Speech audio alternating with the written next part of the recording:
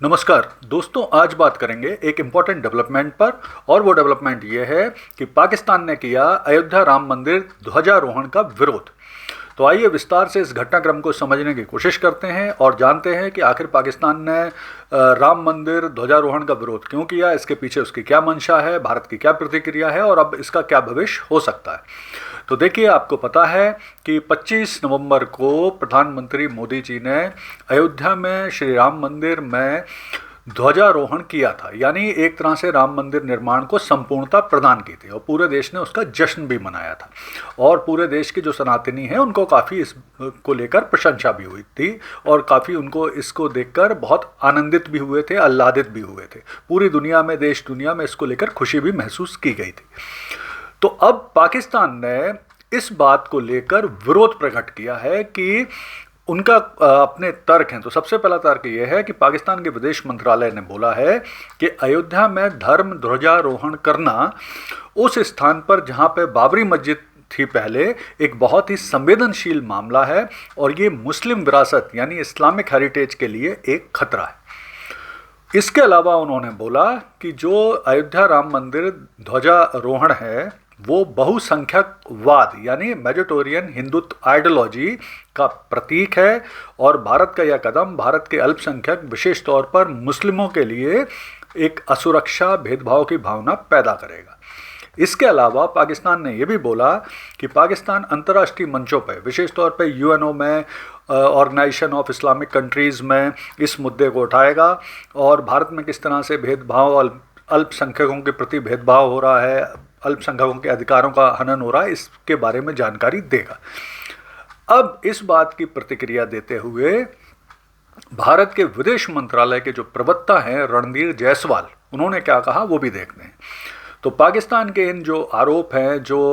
उन्होंने विरोध प्रकट किया है, इसका जवाब देते हुए रणधीर जायसवाल ने स्पष्ट रूप से कहा है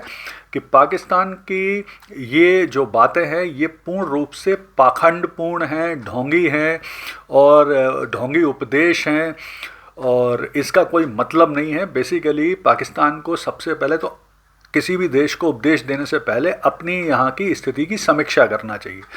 जिस देश में पहले से ही अल्पसंख्यकों को बहुत ज़्यादा अत्याचार हो रहे हों, भेदभाव हो रहा हो, उनकी जनसंख्या कम हो रही हो, उनके प्रति पूर्वाग्रह हों, उत्पीड़न हो रहा हो, वो देश दूसरे देशों को इस मामले पर कैसे उपदेश दे सकता है? तो ये तो पूरी तरह से ढोंगी, पाखंडपूर्ण उपदेश हैं।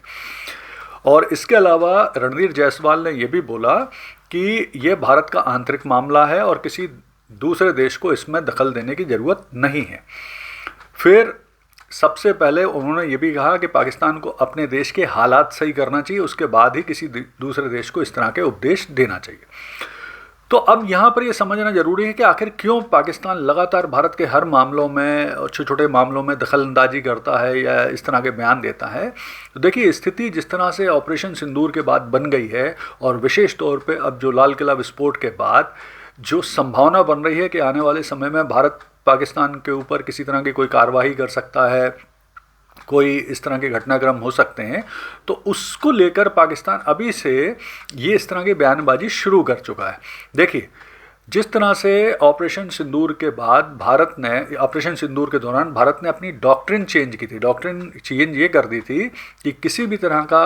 आतंकवादी घटना एक्ट ऑफ वॉर माना जाएगा। तो अब जिस तरह से इस्टेब्लिश हो गया है कि जो लाल किला विस्फोट था वो आतंकवादी घटना है, तो अब पाकिस्तान डरा हुआ बैठा है कि आगे भविष्य में भारत उनके खिलाफ कोई कार्रवाई कर सकता है। दूसरी चीज़ ये है कि आने वाले समय में विशेषज्ञ बता रहे हैं, जिस तरह से भारत ने सिंधु जल समझौते को रद्द किया है, तो आने वाले समय में पाकिस्तान में पानी की कमी हो सकती है, उन्हें प्रॉब्लम आ सकती है और उसको लेकर पाकिस्तान में आंतरिक तौर पर विद्रोह, आंदोलन वगैरह हो सकते हैं। तीसरी चीज़ ये है कि संभावना पूरी ये जताई जा रही विशेषज्ञों के द्वारा कि आने वाले बहुत जल्दी, मतलब किसी भी समय में भारत पाकिस्तान के बीच में बॉर्डर क्लैशेस, कुछ छोटे मोटे जो लड़ाई हैं, शॉर्ट मतलब किसी तरह के जो युद्ध वगैरह की संभावना पूरी तरह से बन रही है। तो पाकिस्तान भी अंतर्राष्ट्रीय जो समुदाय है उसका ध्यान इस ओर खींचने की कोशिश कर रहा है, भारत की छोटी छोटी बातों को हाईलाइट करके भारत की छवि खराब करने की कोशिश कर रहा है। लेकिन मुझे लगता है इससे कोई खास फर्क पड़ने वाला नहीं है, क्योंकि जिस तरह की पाकिस्तान की छवि है और जिस तरह की भारत की छवि है, जिस तरह का भारत का दुनिया में सॉफ्ट पावर है, जिस तरह के भारत के सहयोगी देशों की संख्या है पूरी देश में, पूरी दुनिया में, तो उससे मुझे लगता है कि पाकिस्तान के इस तरह के जो बयानबाजी उससे कोई खास फर्क भारत की छवि इमेज को पड़ेगा नहीं। हाँ, ये बात ज़रूर है कि भारत को भी इस पाकिस्तान के इस तरह के जो बयानबाजी है इसका काउंटर जैसा इस बार किया है, ऐसा पुरजोर तरीके से विरोध करने की लगातार आवश्यकता है। धन्यवाद।